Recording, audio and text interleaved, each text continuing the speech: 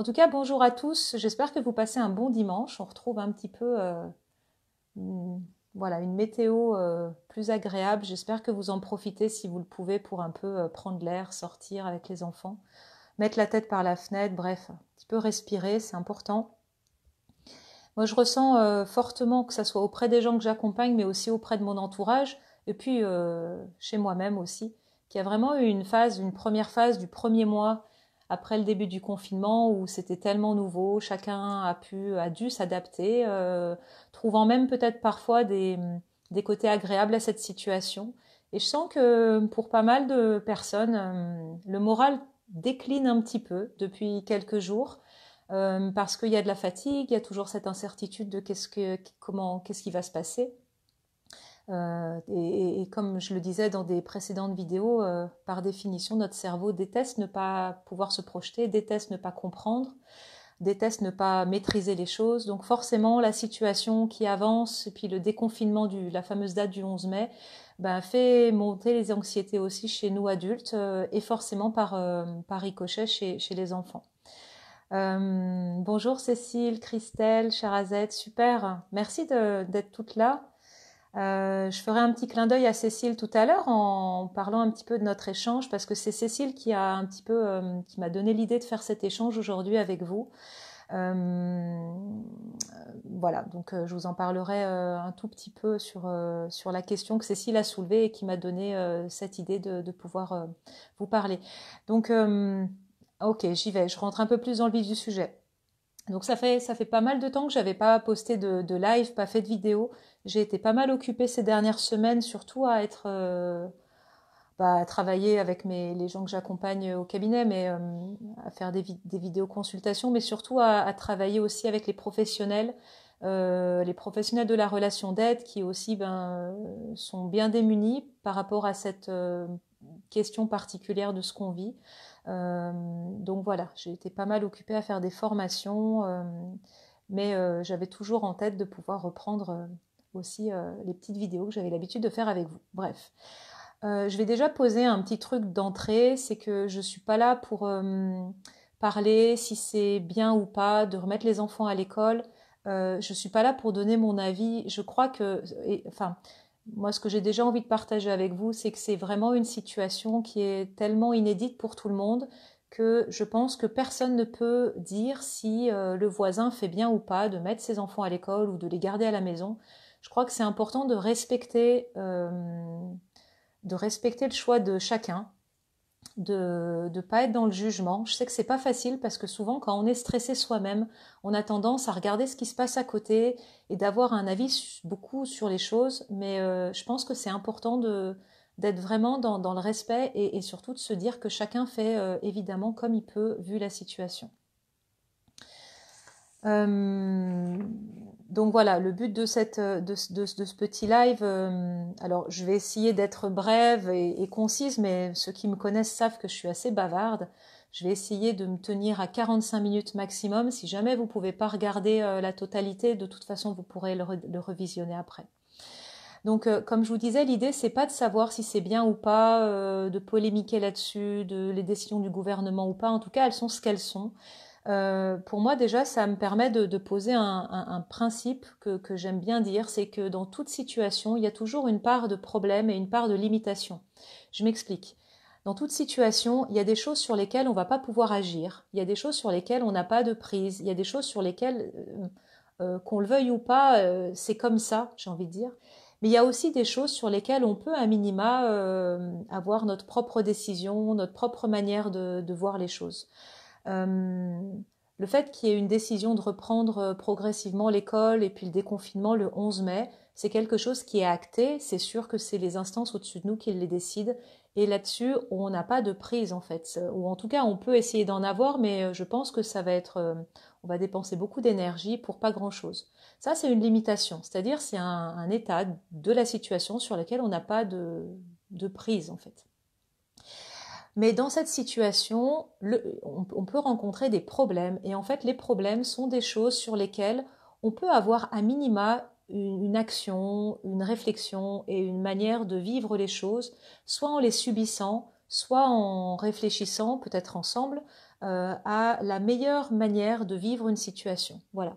Donc moi, je ne vais pas m'attarder sur les limitations, c'est-à-dire les choses sur lesquelles on ne peut pas agir. Je vais essayer plutôt de partager avec vous ce que je pense en termes pour aider nos enfants, pour aider nous aussi en tant que parents à reprendre éventuellement un semblant de quotidien à partir dans une semaine demain, donc le 11 mai, de la meilleure manière que ce soit. Bien évidemment, ce que je vais dire, ça n'engage que moi. J'ai pas du tout la prétention de donner des vérités. C'est juste un point de vue. Après, vous êtes libre évidemment de l'entendre ou pas. Mais voilà, je vais vraiment axer mon discours sur le bien-être des enfants et le bien-être des parents, ce qui donne d'une manière générale le bien-être des familles. Voilà. C'est sûr que vu le contexte continue à être anxiogène, à être incertain pour la plupart d'entre nous. Mi-mars, on nous explique le confinement, on nous explique qu'on ne peut plus sortir, on nous explique qu'il y a un virus qui rôde et qui tue des centaines de personnes. Voilà, on nous explique et on explique surtout à nos enfants qu'il ne faut pas trop faire de câlins, on ne peut plus voir les copains, on ne va plus à l'école, on ne voit plus la maîtresse, etc. Donc ça, c'était il y a très peu de temps, hein, mi-mars. Et mi-mai, donc 2 mois après, on dit aux enfants que le virus rôde toujours, mais progressivement, on va pouvoir retourner à l'école.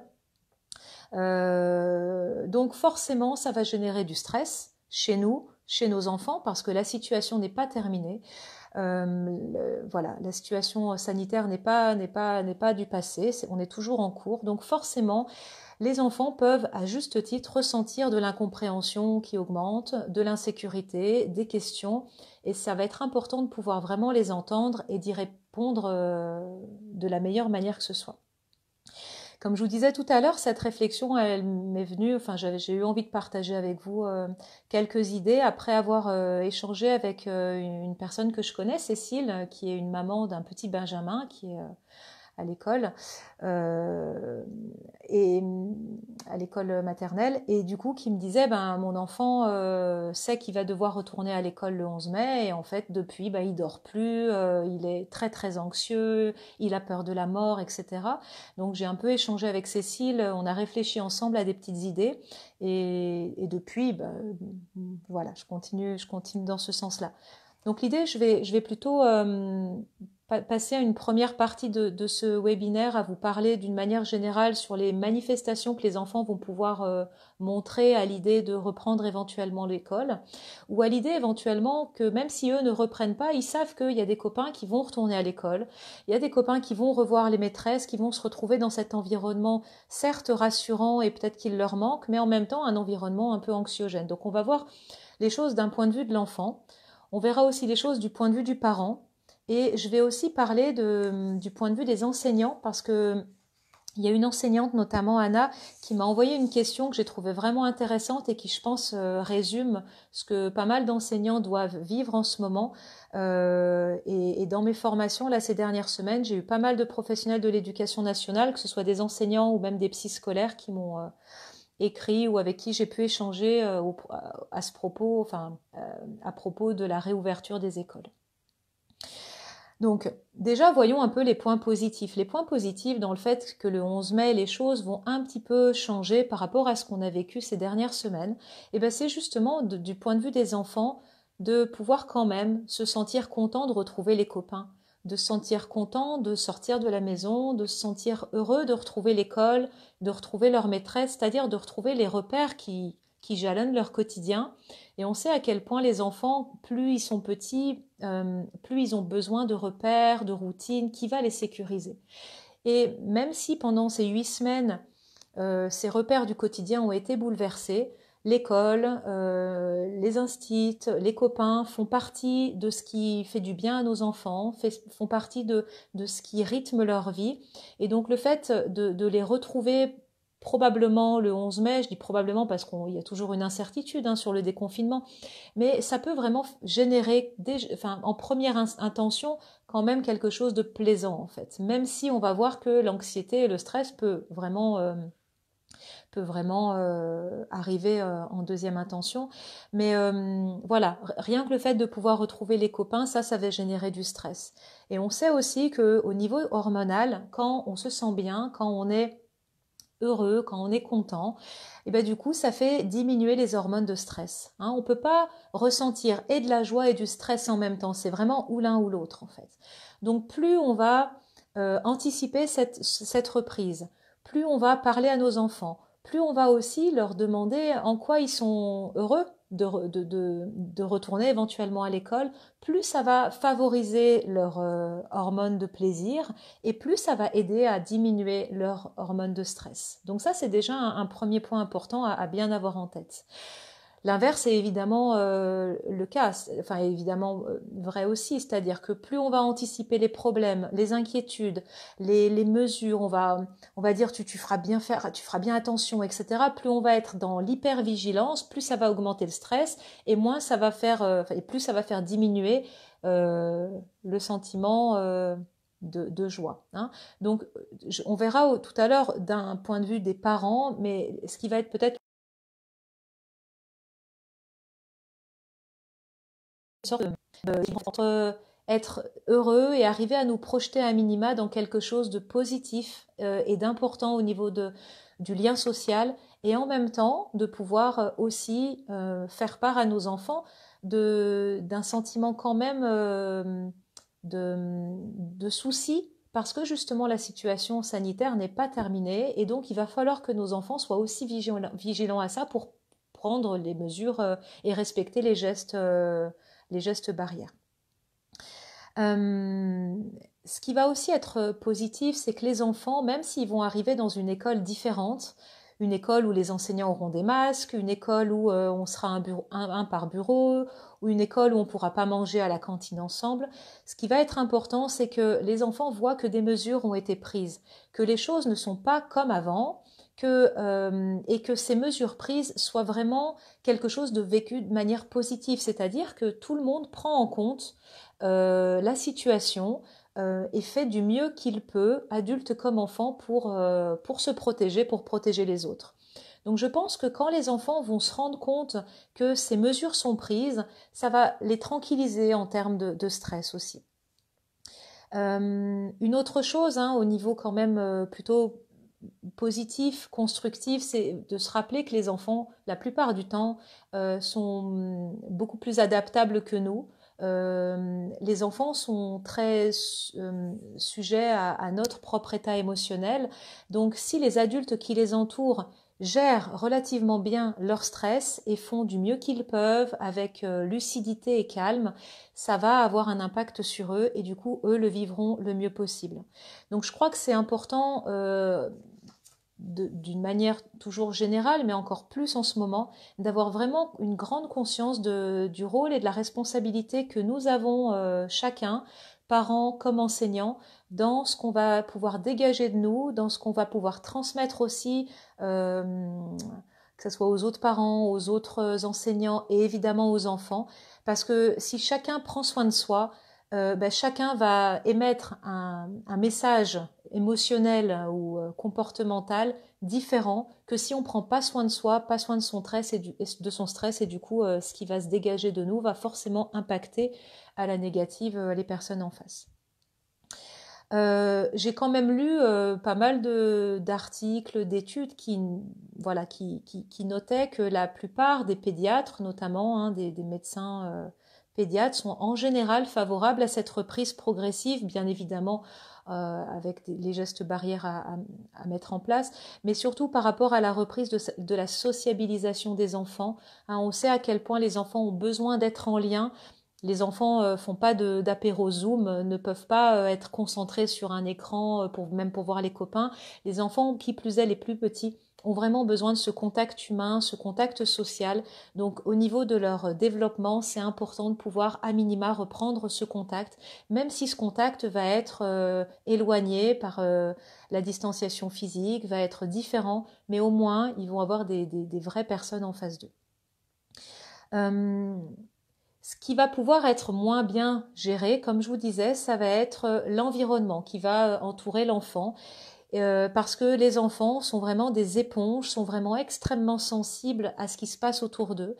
Donc ils vont surtout ressentir les angoisses de leurs parents et ou des enseignants qui vont être avec eux. Donc c'est d'où l'importance, et j'y reviendrai en tant qu'adulte, de vraiment être attentif à ça et de prendre soin de nous. Un autre point aussi qui peut jouer je dirais en la défaveur, c'est pour déjà les enfants qui sont anxieux par tempérament, ou alors des enfants qui ont mal vécu le confinement parce que c'était pas simple de rester à l'intérieur, parce que c'était difficile de sortir si on est en appartement, parce qu'il y a pu avoir beaucoup de stress à la maison. Et encore une fois, l'idée c'est de jeter la pierre à personne, chacun fait comme il peut. Mais en fonction de la manière dont s'est passé le confinement, forcément, il va y avoir des grandes inégalités chez les enfants quand ils vont retourner à l'école. Il y en a peut-être qui vont être ultra contents parce qu'ils auront quand même vécu assez bien le confinement. Et il y en a d'autres pour qui ça sera plus difficile. Et ce qui va être important, c'est aussi de prendre en compte, je dirais, cette différence dans le vécu des situations, parce que ça va pouvoir peut-être créer aussi des inégalités entre enfants. Et là, les enseignants vont être en première ligne pour vraiment verbaliser les choses avec les enfants, leur expliquer, voilà, pour éviter qu'il y ait ces différences. Mais j'y reviendrai par rapport aux enseignants. Au niveau des différentes manifestations que vous pourrez peut-être observer chez vos enfants, surtout ceux qui vont retourner à l'école à partir du 11, des manifestations qui peuvent vous laisser penser qu'il vit peut-être pas super bien la situation. Donc voilà, je les nomme, j'en nomme certaines. Hein. L'idée c'est pas que vos enfants manifestent toutes ces situations, toutes ces manifestations, mais ça peut vous mettre la puce à l'oreille. En tout cas, il faut en prendre compte. Donc évidemment, si vous remarquez que vos enfants sont plus anxieux que d'habitude, sont plus vulnérables aux émotions, se mettent plus en colère, sont plus irritables, sont plus agités, s'il y a le retour du pipi au lit, hein, alors que c'était pas forcément quelque chose qui était courant, si vos enfants ont des troubles du sommeil, ont du mal à se séparer de vous, forcément, hein, là, je vais y revenir aussi, mais euh, après 8 mois de confinement, il est évident, surtout pour les plus jeunes, que la séparation d'avec les parents le 11, le 12, le 13, enfin, en tout cas dans les premiers jours où l'école va reprendre, ça va pas être facile. Ça va pas être facile ça va être facile pour personne, et ça, il faut bien évidemment le prendre en compte. C'est pas comme si on rentrait de grandes vacances et on est content de se revoir. Là, il y a un contexte particulier environnemental qu'il va falloir aussi verbaliser aux enfants. Donc si vos enfants ont des peurs à l'idée de vous quitter, à l'idée que vous repreniez le travail, et du coup n'arrivent pas à s'endormir, c'est tout à fait normal. Je pense aussi aux troubles de l'appétit, hein, soit qu'ils ont très très faim ou qu'ils veulent beaucoup manger de sucre, ou alors qu'ils n'ont pas faim du tout. Ça peut être un effet du stress. Et bien évidemment, tous les affects dépressifs, alors ce qu'on appelle des affects dépressifs, attention, pas de panique non plus, hein, ça peut être tout à fait normal au vu de la situation, mais je pense à la tristesse, comme je disais, les pleurs, le repli sur soi, le fait de ne pas ressentir beaucoup d'émotions, de ne pas avoir d'envie. Ça aussi, ça peut nous faire un peu un tilt en disant, tiens, mon enfant, il a peut-être besoin de mon aide, il a peut-être des choses qu'il n'arrive pas à exprimer autrement que de cette manière-là. C'est à moi, en tant que parent, d'aller un peu mener mon enquête, parce que bien évidemment, plus les enfants sont petits, plus c'est difficile de verbaliser les choses. Et quand je dis petit, hein, moi j'englobe quand même les enfants d'âge primaire, hein, l'âge de école maternelle primaire. C'est difficile de dire maman, je suis inquiète à l'idée de reprendre l'école le 11, je suis pas tranquille à l'idée que tu ailles au travail. Les enfants souvent ils n'ont pas les mots, ils vont le manifester par leur comportement. Voilà. Donc bonjour à ceux et celles qui me rejoignent. Si jamais vous prenez le webinaire en cours, sachez qu'il sera ensuite en rediffusion sur la page Facebook ou sur ma page YouTube. Donc voilà, vous pourrez le revoir après. Donc voilà, au niveau des différences de comportement que vous pouvez ressentir ou en tout cas observer, et je vous invite vraiment à le vivre et à le voir, non pas comme votre enfant qui rajoute un problème là où il y en a déjà suffisamment, en mode c'est pas possible, il m'énerve, il le fait exprès, ou c'est comme ça pas autrement, c'est comme ça et pas autrement, t'as pas le choix, hein, parce que ce type d'attitude et de réaction ne ferait qu'augmenter finalement leur angoisse, et du coup après on est dans le cercle vicieux. Je vous donnerai après des idées, en tout cas, justement pour faire face à tout ça. En tout cas, une chose aussi importante à avoir en tête, c'est que je ne sais pas si vous connaissez la fameuse pyramide des besoins de Maslow. C'est une pyramide qui décrypte nos différents besoins, étage par étage, les besoins que n'importe quel être vivant, être humain a besoin. Et donc la priorité dans les besoins qu'on a, c'est les besoins physiologiques, de se sentir bien au niveau physiologique et surtout en sécurité. Le besoin de sécurité vient avant le besoin d'appartenance, c'est-à-dire le besoin d'être en lien avec les autres. Je ne peux concevoir d'être confortable avec quelqu'un d'autre uniquement si je me sens bien dans mon corps, si mes émotions sont calmes et si mon stress est calme. Si c'est pas le cas, si je suis pas bien, si je suis irritable, si j'ai peur, si j'arrive pas à dormir, si je suis pas rassurée, bien évidemment que je vais pas pouvoir être pleinement disponible pour être heureux de rencontrer mes copains ou ma maîtresse. Donc la priorité, ça va être là pendant la semaine qui arrive, d'anticiper cette reprise, de pas leur dire dimanche soir, tiens, en fait, demain tu retournes à l'école. Évidemment, il va falloir l'anticiper tout du long de la semaine, pas à pas. Pour aider le cerveau des enfants petit à petit et le vôtre à se faire à cette idée-là et surtout à se préparer parce que plus on va les préparer, plus on va anticiper, plus on va en parler, plus les manifestations de stress, d'angoisse vont finalement s'évacuer parce qu'on va en faire quelque chose plutôt que de rester bloqué et que ça soit l'explosion lundi prochain matin le 11. Donc l'idée, ça va être vraiment de porter notre attention de parents et aussi d'enseignants sur la sécurité, le bien-être des enfants et ensuite de voir comment on peut être en lien différemment. Donc, il y a, je dirais, 3 mots d'ordre selon moi par rapport à cette semaine qui arrive, c'est-à-dire rassurer les enfants, enfin déjà se rassurer en tant qu'adulte et rassurer les enfants. Donc les rassurer, ça veut dire en parler, ne pas être dans le déni de je vais pas anticiper les problèmes, on en parlera peut-être le week-end prochain. Non, je pense pas que ça soit une bonne idée. Je pense que il faut en parler peut-être en utilisant quand même le conditionnel parce qu'il y a encore pas mal de points déjà on ne sait pas si vraiment on va être déconfiné le 11, mais en tout cas d'utiliser peut-être le peut-être que, mais en tout cas en parler quand même cette semaine. Donc en les rassurant, mais pas trop non plus, parce qu'à vouloir trop rassurer nos enfants, passer 1 heure par jour à récapituler les notions de prudence, etc., ça peut au contraire faire l'effet inverse, c'est-à-dire augmenter l'anxiété chez nos enfants. En gros, nos enfants, pour résumer, ils nous font confiance. C'est-à-dire qu'en fonction de ce qu'on va dégager, ils vont avoir une lecture du monde qui les entoure.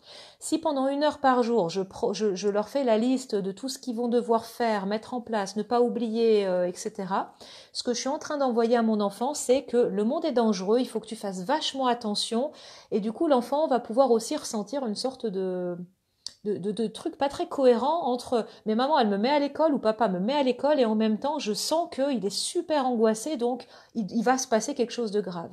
Donc ma bonne intention de le rassurer va, si je gère pas mon propre stress, peut finalement créer de l'anxiété supplémentaire. Donc premier mot d'ordre, ça va être d'apprendre à rassurer les enfants, de mettre des mots, mais pas trop en fait, ou d'une certaine manière. La deuxième chose, comme je vous le disais, ça va être d'anticiper et de se préparer, d'accord? L'anticipation, de pouvoir imaginer les scénarios possibles, de pouvoir préparer comment on va faire avant d'aller à l'école, comment on va faire quand tu seras à l'école, comment on va faire quand tu vas rentrer de l'école.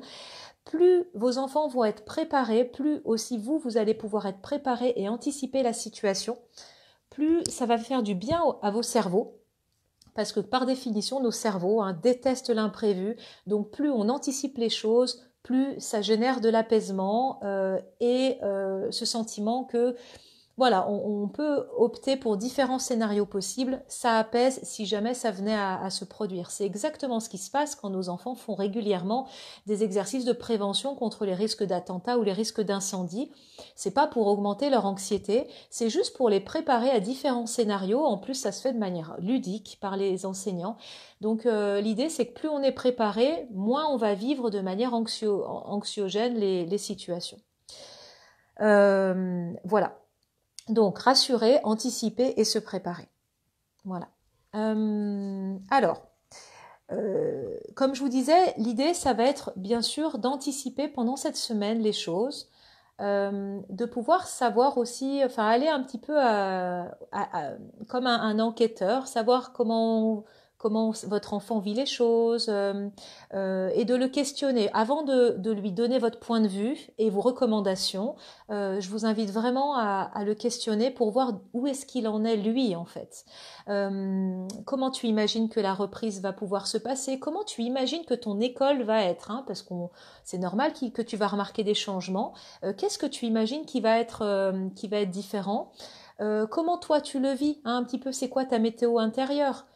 Est-ce que tu es tranquille? Est-ce que tu as un peu des peurs? Est-ce que tu es en colère? Est-ce que tu es joyeux? Hein, de pouvoir vraiment utiliser des choses hypothétiques, proposer différentes hypothèses et différentes options à vos enfants pour vraiment les laisser exprimer ou vous montrer comment ils envisagent cette situation. Évidemment, comme je vous disais, de bien sûr utiliser le peut-être, parce qu'à l'heure où je vous parle, rien n'est encore complètement sûr. Et je pense que même au fur et à mesure des jours qui vont arriver, il y aura bien évidemment toujours des zones d'ombre et des points d'interrogation. Et c'est pour ça que une autre chose que j'ai envie de partager avec vous, c'est ne pas mentir à nos enfants.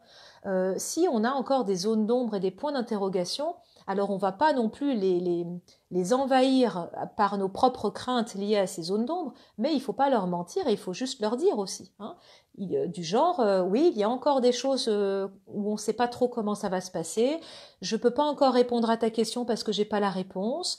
C'est nouveau pour tout le monde, et pour toi, et pour moi, et pour ton maître ou ta maîtresse. Donc, ne mentons pas à nos enfants, ne minimisons pas les choses, mais ne les maximisons pas non plus. Euh, voilà, l'idée globale étant de pouvoir vraiment leur dire que le président a dit que l'école pouvait reprendre progressivement en mettant en place des gestes barrières, des choses spécifiques dans les écoles, que les maîtresses et les maîtres, les enseignants vont les mettre en place. C'est pour ça que l'école sera différente et ils vont pas retrouver une école comme avant, mais que c'est justement pour ces bonnes raisons, pour ces aménagements, qu'ils vont pouvoir retourner à l'école dans les meilleures conditions que ce soit. Donc, comme je vous l'ai suggéré depuis le début, là d'où je parle, c'est vraiment l'importance, vraiment déjà de voir vous où est-ce que vous en êtes avec votre propre stress. Est-ce que finalement vous êtes quelqu'un qui arrivait relativement bien finalement à vous recentrer, à gérer vos anxiétés, ou quand en tout cas vos anxiétés arrivent, de pouvoir aller trouver du support dans votre environnement d'adulte, hein, d'en parler à votre conjoint ou conjointe si vous en avez un, de pouvoir en parler à la famille, de pouvoir en parler à d'autres adultes, ou de pouvoir éventuellement partager ces choses-là avec les enseignants, hein, pour voir comment les choses se passent, etc. Au niveau de la reprise. C'est-à-dire comment vous gérez votre propre stress, et de faire vraiment attention que ne soit pas en parlant à vos enfants. C'est pas à vos enfants de vous rassurer sur votre stress. C'est pas à nos enfants de nous rassurer. Il faut pas qu'on inverse les rôles. Donc de vraiment faire attention à ça, parce que sans bien évidemment le vouloir, nous pouvons vraiment contaminer nos enfants, hein, par notre propre stress. Donc si vous sentez que vous êtes quand même frileux, vous êtes anxieux, vous dormez mal, vous avez plus d'appétit, enfin bref, tous les signes finalement que j'ai décrits tout à l'heure peuvent être aussi valables pour nous. Je vous invite à ne pas rester seul avec ça, parlez-en, mais voilà, prenez soin de vous pour vraiment pouvoir faire en sorte que ça contamine pas vos enfants. Voilà. Ce qui va être intéressant aussi, ça va être de pouvoir préparer pendant cette semaine, bon, vos enfants en parlant, mais aussi préparer leurs affaires. Hein. Comme n'importe quelle rentrée, les enfants vont devoir se préparer au retour à l'école. Donc, leurs affaires scolaires vont être aussi importantes, qu'ils puissent participer au fait de refaire leur cartable, parce que j'imagine que, comme chez moi, il y a des affaires scolaires de partout. Donc de pouvoir aller à la recherche de leurs trousses, de leurs cahiers, de leurs cartables, et qu'ils participent surtout avec vous au fait de refaire leur cartable, repréparer finalement leurs affaires scolaires. Ça va vraiment contribuer comme une rentrée finalement en fin d'année, certes, mais une rentrée comme une autre, de pouvoir faire en sorte qu'ils se réhabituent progressivement. Une autre idée, ça peut être pendant cette semaine, si vous avez la possibilité, c'est de pouvoir aller dans votre petite sortie quotidienne, de pouvoir aller vers l'école, hein, de refaire le chemin de l'école pour reprendre aussi conscience, reprendre aussi contact avec ce chemin qu'ils connaissent bien, mais qu'ils ont peut-être un peu oublié pendant ces 8 semaines, revoir le bâtiment, revoir la cour, revoir le tableau d'affichage. Tout ça, progressivement, ça va vraiment aider leur cerveau à se réhabituer petit à petit et finalement faire en sorte que ce qui peut être source d'anxiété, finalement le cerveau se dise « Ah mais ça je le maîtrise, cet environnement je le connais, ce cartable je le connais, ah cette trousse ça me fait même plaisir de la revoir. Hein. » Tout ça, ça va contribuer à finalement à ce que ça se passe le mieux possible pour eux. Aussi, ça va être de reprendre un petit peu le rythme hein, avec un heure de coucher, un heure de lever, en faisant les mêmes rituels que vous avez l'habitude, hein, mais vraiment en se disant, bah voilà, dans quelques jours, on va se relever pour retourner à l'école, hein, donc il faut qu'on réhabitue aussi nos organismes à reprendre ce rythme.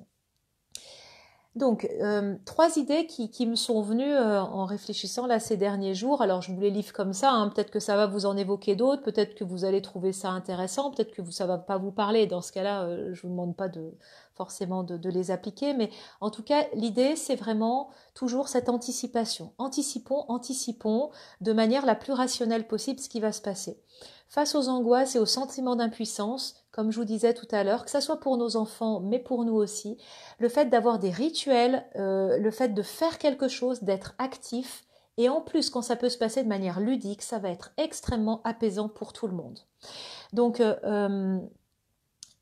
quand j'ai préparé ce que je suis en train de vous raconter, il y a une chose, enfin un film qui m'est venu tout de suite en tête. Bon, la situation est quand même différente, mais voilà, ce qui m'est venu en tête, c'est le film La vie est belle. J'imagine que c'est un film que vous avez vu. En tout cas, si vous l'avez pas vu, je vous invite à le faire. La vie est belle, où on voit l'acteur qui est un papa de ce petit garçon dans les camps de concentration. Rendre le camp de concentration comme un jeu pour que son enfant ne plonge pas dans l'anxiété figeante et terrifiante, et que ce papa déploie des idées absolument incroyables de résilience, des idées ludiques pour que son enfant aille le mieux possible. Donc l'idée, c'est un petit peu la même chose, c'est-à-dire que dans ce contexte anxiogène, ce qui va être important après avoir pris soin, nous, de notre stress, ça va être aussi de donner des informations importantes et réelles à nos enfants, mais aussi de rendre le quotidien le plus ludique possible, parce que si nos enfants trouvent de l'amusement, peut-être dans les gestes barrières ou dans cette manière de concevoir retourner à l'école, ils le vivront de manière beaucoup plus déjà calme, et surtout, une fois qu'on est calme, on arrive à se souvenir de ce qu'on nous a dit. Si je suis trop anxieux à l'idée de plein de choses, et ben tous les gestes barrières qui pourtant m'ont été répétés, le stress fait que je vais pas pouvoir y accéder en fait. Hein, le cerveau, il peut pas réfléchir, il peut pas rationaliser, relativiser si mon corps n'est pas suffisamment calme. Donc rendre des choses les plus ludiques possibles pour vos enfants, les plus attractives possibles, va permettre de calmer leur stress et du coup de rendre de leur permettre de réfléchir et de respecter ce qu'on leur demande. Donc l'idée, j'ai eu 3 idées, c'est-à-dire qu'est-ce qu'on fait avant d'aller à l'école, qu'est-ce qu'on fait pendant qu'on est à l'école et qu'est-ce qu'on fait quand on rentre de l'école. Un petit peu l'idée, et peut-être que ça peut vous en donner d'autres. Avant d'aller à l'école, avant de retourner à l'école, ce que je vous disais, bon, je ne vais pas y revenir, c'est d'en parler cette semaine, n'attendez pas dimanche prochain pour en parler, de régulièrement, voilà, se préparer, faire des choses pendant toute cette semaine pour que on puisse jalonner des choses qui vont être ludiques. Donc l'idée, ça pouvait être, au-delà de préparer le cartable, la trousse, les cahiers, ça pouvait être de peut-être préparer une petite pochette ou un petit sac qu'on pourrait appeler le sac antivirus, hein, par exemple. Ou peut-être que vous allez pouvoir leur mettre leur petit flacon de gel hydroalcoolique, leur petite bouteille d'eau et leur petit pique-nique, hein. Mais je vous invite vraiment à ce que vos enfants participent avec vous à tous ces petits rituels que vous allez mettre en place. Ne le faites pas de votre côté et dimanche soir prochain leur dire tiens, au fait, je t'ai préparé ça. Parce que c'est ultra important, plus que de faire le sac en lui-même, que vos enfants avec vous participent à ça. Donc vous pouvez tout à fait leur préparer un petit sac antivirus, hein.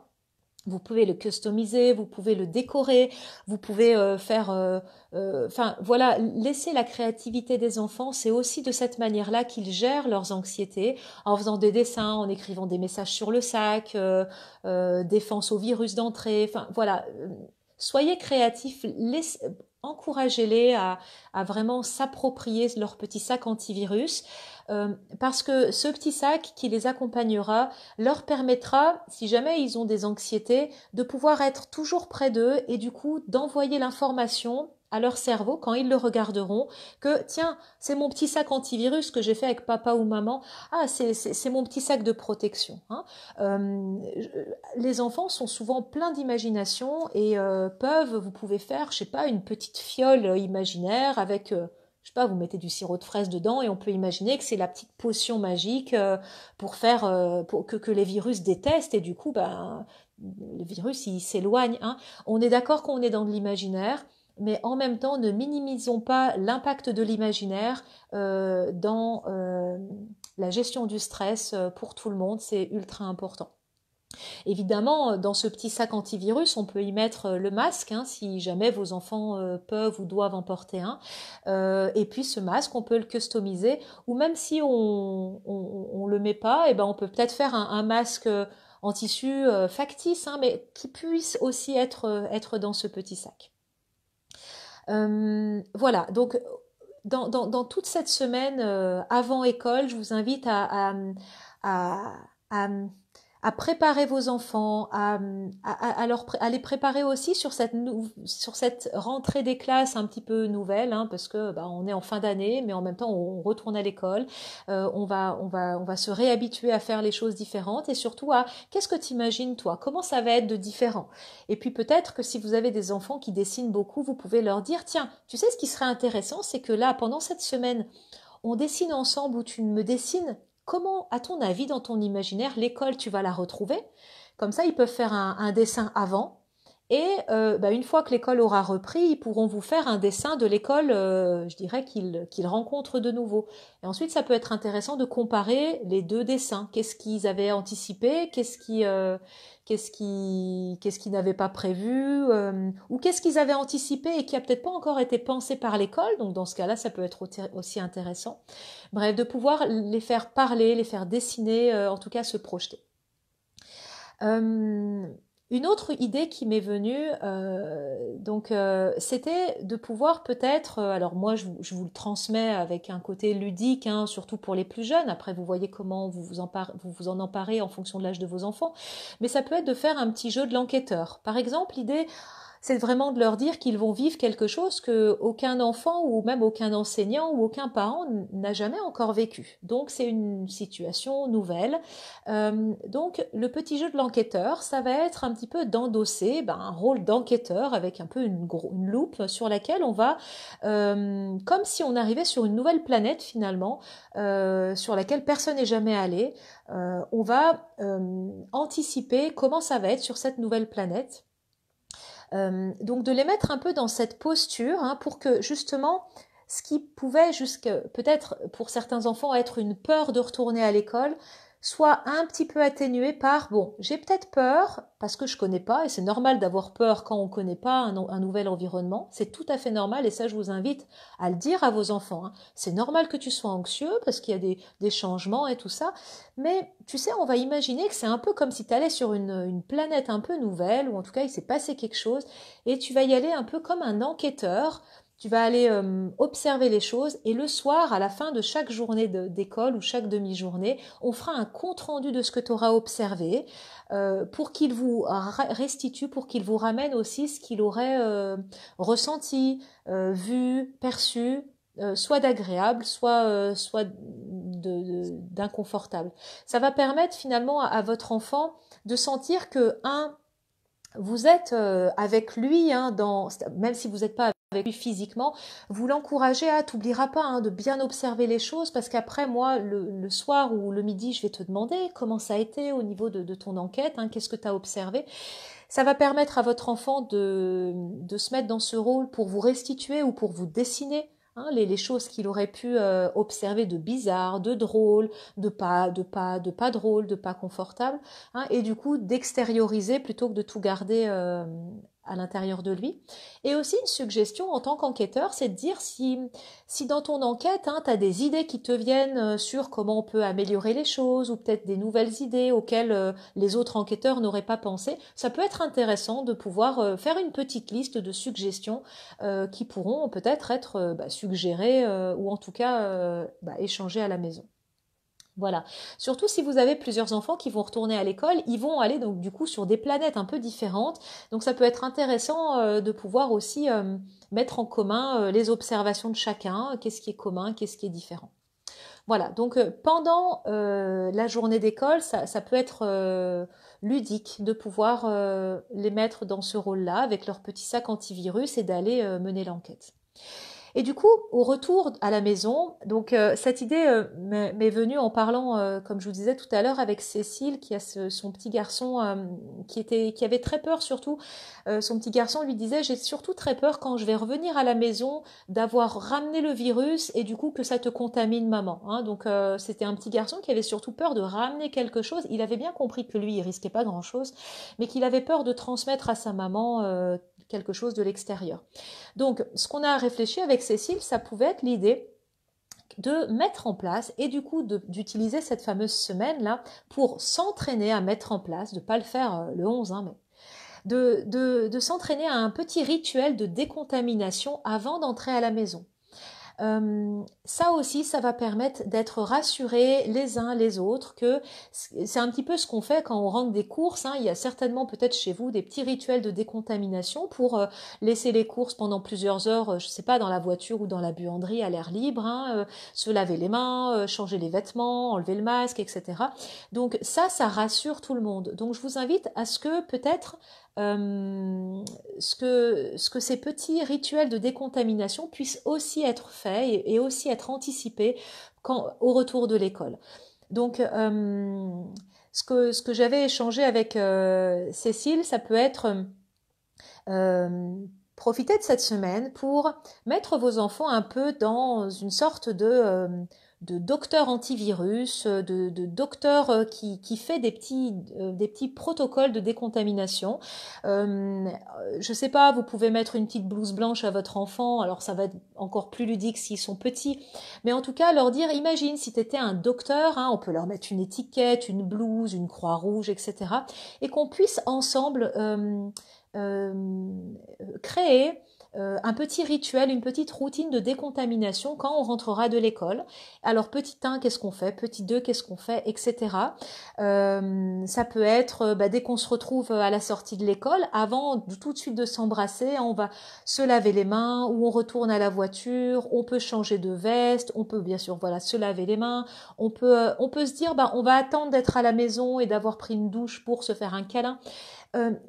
Vraiment, là, je vous invite à faire ce qui vous semble le plus cohérent avec ce que vous pensez, mais de pouvoir s'entraîner à ce rituel avant le premier jour de reprise, c'est-à-dire que pendant cette semaine, entraînez-vous. Imaginez, tiens, tu t'imagines, on rentre de l'école, et vas-y, on va faire exactement pour s'entraîner à ce rituel-là, pour que progressivement votre enfant intègre la routine en fait, comme n'importe quelle routine qui va lui permettre de calmer son niveau de stress, de savoir ce qu'il faut faire après telle ou telle chose, plutôt que de faire cette petite routine, mais en même temps de pas y être suffisamment préparé et de s'en vouloir si jamais on a raté le numéro 2 et oh, mince, qu'est-ce que j'ai fait? J'ai oublié le numéro 2. Hein, donc voilà, ce petit rituel de décontamination en rentrant à la maison, ça peut être intéressant. Pour les plus petits, vous pouvez vraiment utiliser les doudous ou les peluches en imaginant que le doudou il rentre de l'école. Et ben comment on fait pour décontaminer doudou avant de lui faire un câlin? Et comme ça, vos enfants peuvent s'entraîner. Voilà, un petit peu les trois choses auxquelles j'ai pensé par rapport à vous en tant que parent. Voilà.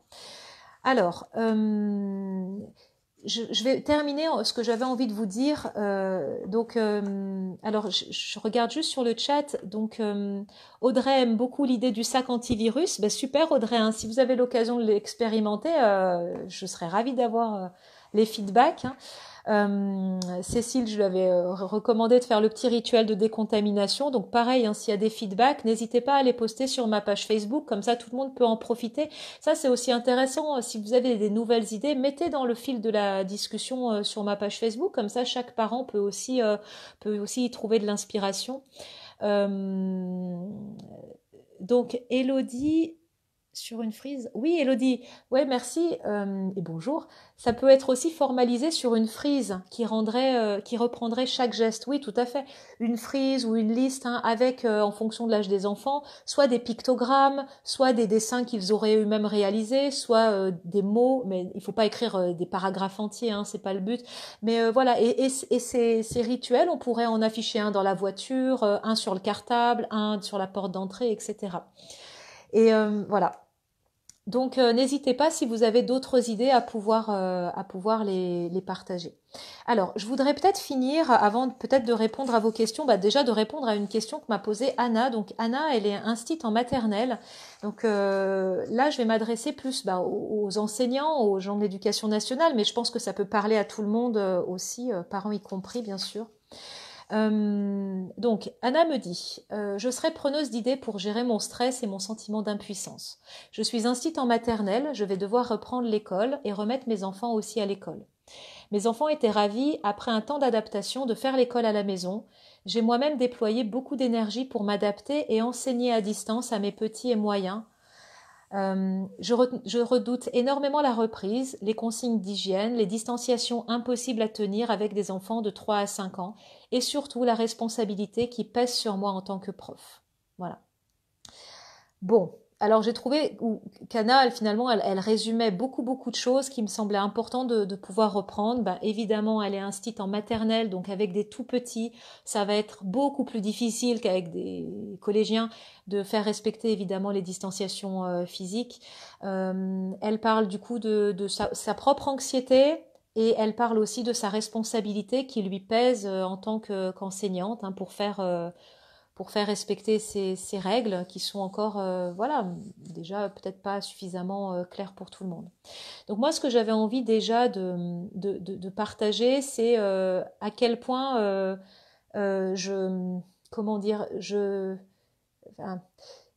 c'est par rapport à la question de la responsabilité en fait. De la même manière où sur mes autres vidéos, j'ai beaucoup dit que en tant que parents, on faisait vraiment de notre mieux vu la situation. On pouvait pas s'improviser enseignant et on faisait vraiment comme on pouvait pour gérer nos enfants, gérer le télétravail, etc.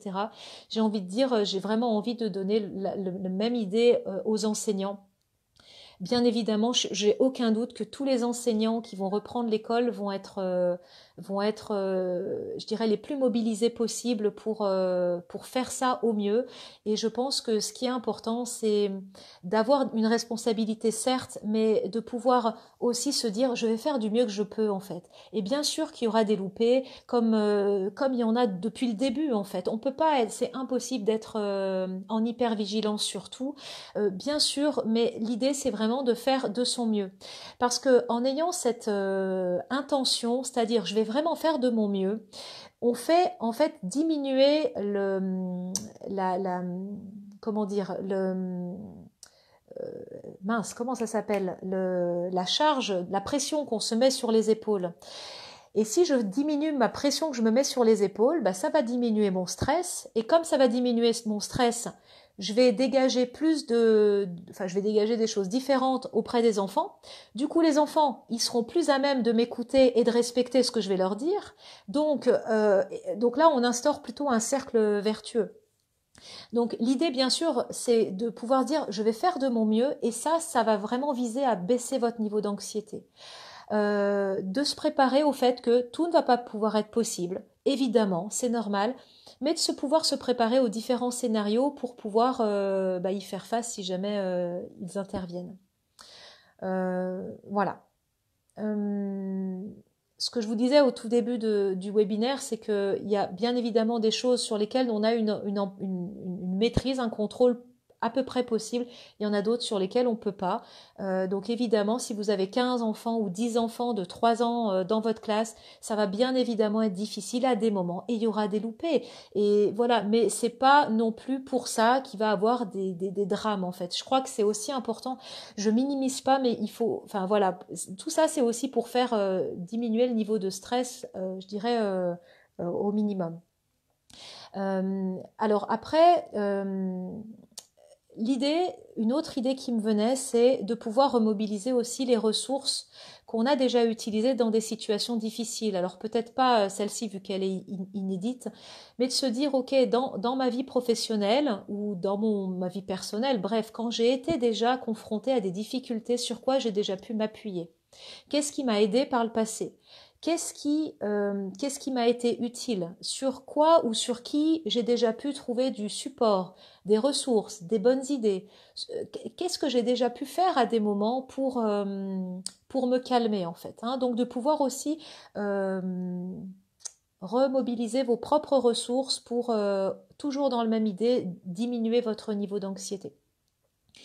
Bien sûr, par rapport à la distanciation physique, j'imagine que des choses vont être parlées ou construites dans les écoles. J'ai vu, je ne sais pas si vous avez vu en Chine, les petits Chinois dans les écoles ont créé des chapeaux. J'ai trouvé ça trop mignon, des petits chapeaux avec, il y a des chapeaux avec des espèces de grandes antennes en fait qui font du coup 1 mètre de large, des grandes antennes pour du coup leur rappeler à tout moment qu'il fallait pas qu'ils soient trop proches en fait. Donc les antennes peuvent se toucher, mais du coup ça permet d'envoyer l'information aux enfants, qui plus est les petits, que cette distanciation physique doit être respectée. On peut bien sûr aussi avoir des idées de créer des cercles à la craie ou je sais pas quoi par terre, que ça soit dans la cour de récréation, pour que les enfants et c'est pareil. L'idée c'est pas de les cantonner à un cercle et plus bouger, mais c'est de pouvoir aussi rendre les choses un peu ludiques. C'est-à-dire, telle classe, elle sera dans les ronds bleus, telle autre dans les ronds rouges. Et on va faire la récréation un petit peu avec ce jeu où chacun doit être dans un cercle et du coup les cercles seront espacés. Donc voilà, toujours l'idée est la même, hein, et j'y reviens, c'est rendre ludiques les consignes pour qu'elles soient les moins anxiogènes possibles et du coup les plus faisables, hein. Parce que si les consignes sont anxiogènes, eh ben ça va être un peu le bazar et on pourra pas les appliquer. Hein, ça peut être aussi d'imaginer, je sais pas, un jeu de sumo, hein, donc imaginer de tendre nos bras comme si on était un énorme sumo et se balader comme ça. Alors bien sûr, on va pas pouvoir faire ça toute la journée, mais même déjà à la maison, ça peut être une idée de jouer à ce jeu avec vos enfants pour dire, tu sais, à l'école, il va falloir que vous restiez à 2 mètres, hein, donc tu vois, même si tu vas pas faire ça à l'école, déjà à la maison, des fois, on peut s'entraîner à faire le jeu du sumo, ou on peut s'entraîner à mettre un cerceau de hula hoop et de se balader avec notre cerceau. Bref, de pouvoir trouver des idées pour que les enfants apprennent de manière ludique à rester loin, alors que, je dirais par définition, un enfant, il a envie de proximité. Voilà.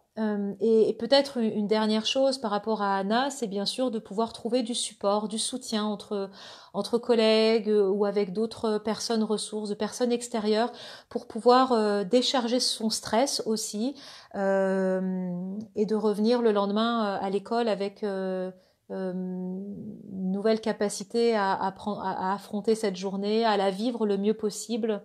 Voilà. Et ah oui, attendez, j'ai d'autres idées, ça j'avais oublié.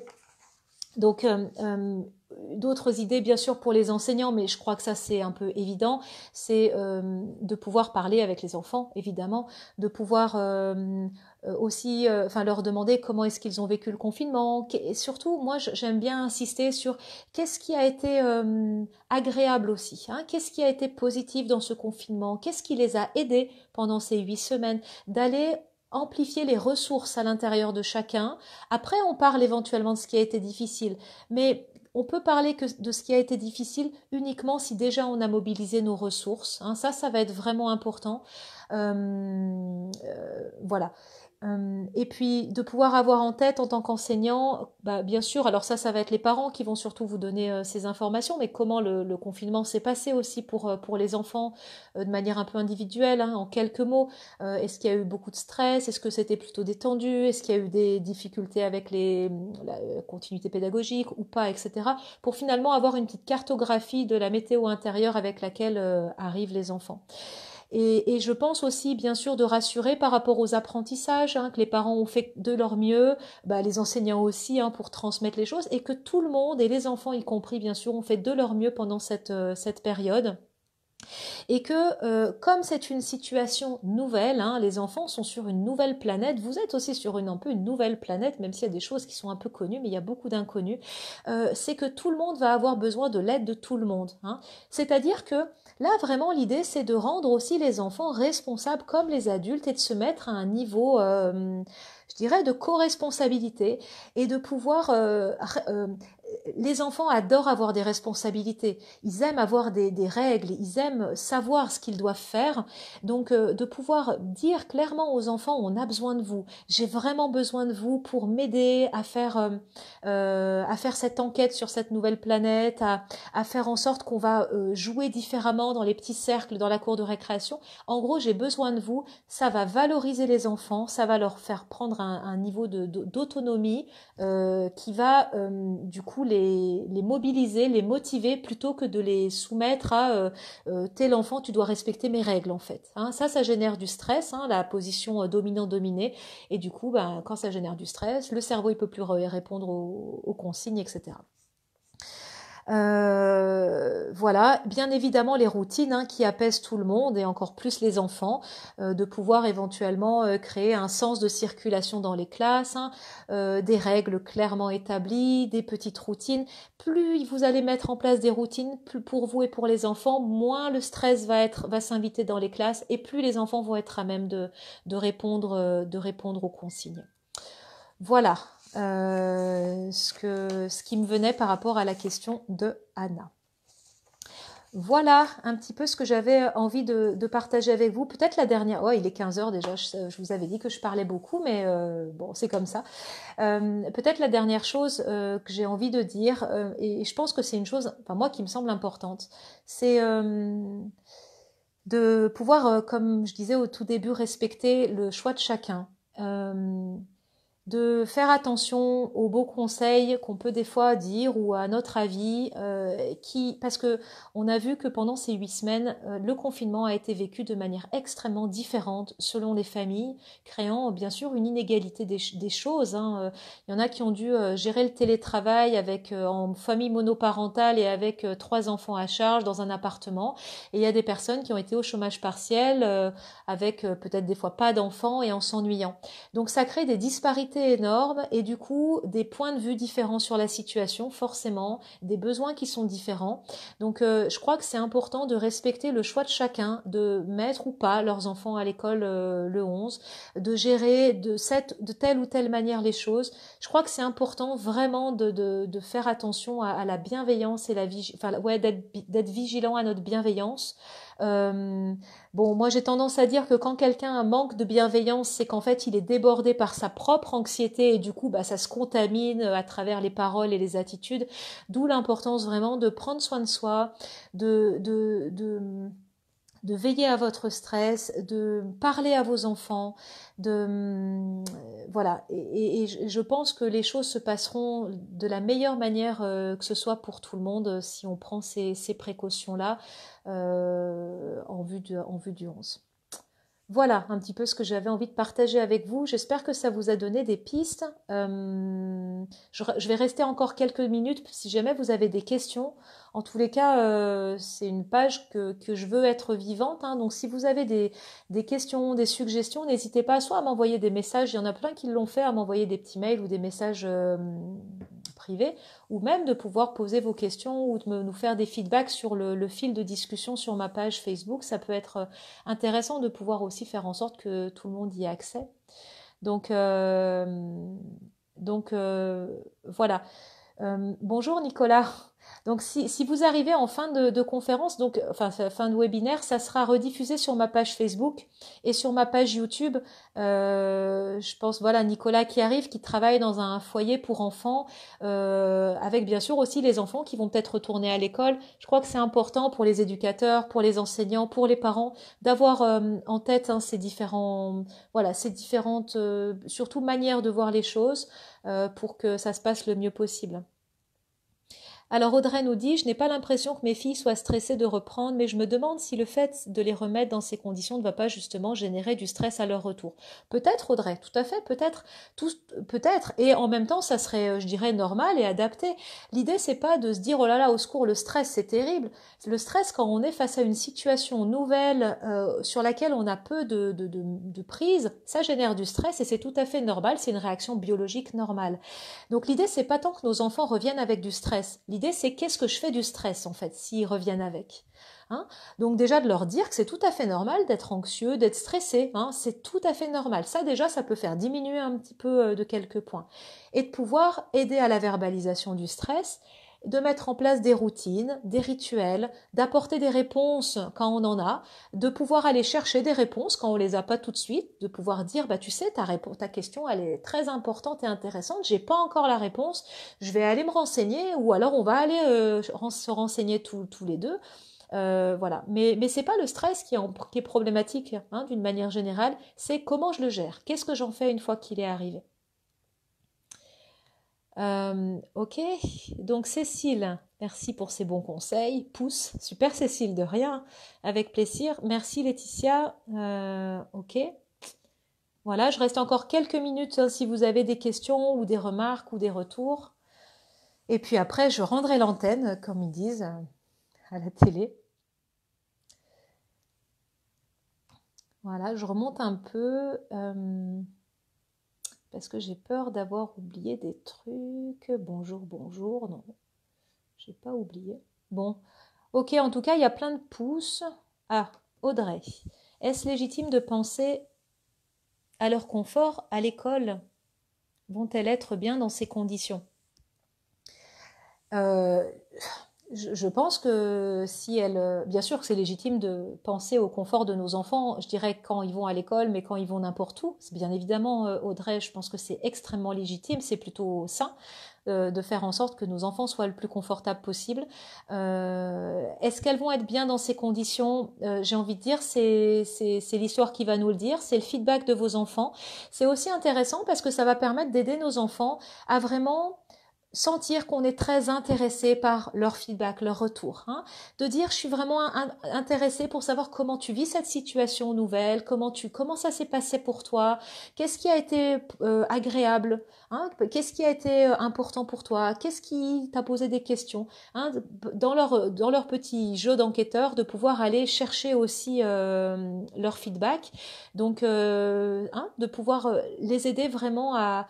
Je crois que si nos enfants savent que à leur retour à la maison, ils ont un sas de décompression qui leur permettent de vider éventuellement leur stress, de parler de ce qu'ils ont vécu, de se préparer au lendemain avec plus de bienveillance, plus de confort. C'est un peu l'idée d'instaurer un cercle vertueux. Bien sûr que ça ne va pas changer les conditions sanitaires qu'on a et sur lesquelles on ne peut pas agir. Mais par contre, ça va leur permettre, eux, de se sentir le mieux possible pour du coup qu'ils gèrent le mieux possible leur stress et que du coup, comme ils vont gérer le mieux possible leur stress, leur appareil à penser et à respecter les consignes de sécurité vont être beaucoup plus accessibles, etc., etc. Hein, donc, je crois que c'est vraiment important. Alors Armel, bonjour Armel, merci pour tous tes conseils, super, merci Armel, de rien.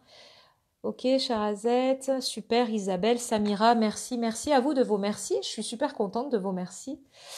Audrey, je ne sais pas si vous l'avez dit au départ, est-ce que vous nous conseillez de les remettre à l'école ou de les garder si on peut? Alors, j'ai pas donné de conseils, Audrey. En fait, au départ du webinaire, j'ai dit que j'allais pas donner de conseils par rapport à ça.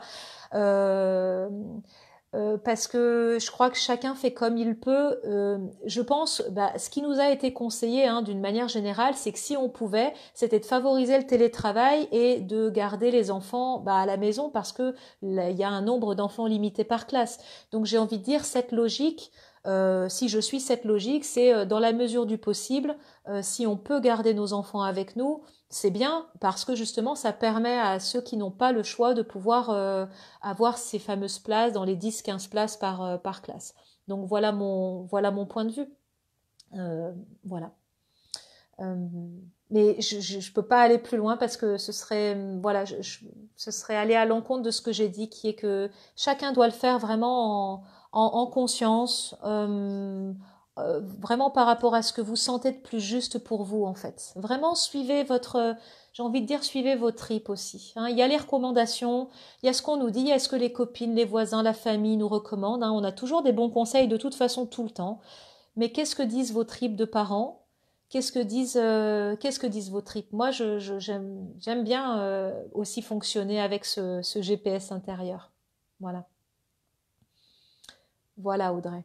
Bon, ok, ben, s'il n'y a plus d'autres questions, je vous remercie pour votre écoute. Vous avez été assez nombreux, hein, je ne sais pas combien, mais voilà, merci. La vidéo va être en rediffusion si vous souhaitez la partager, si vous pensez qu'il y a des personnes qui peuvent être intéressées. N'hésitez pas à la partager et puis à faire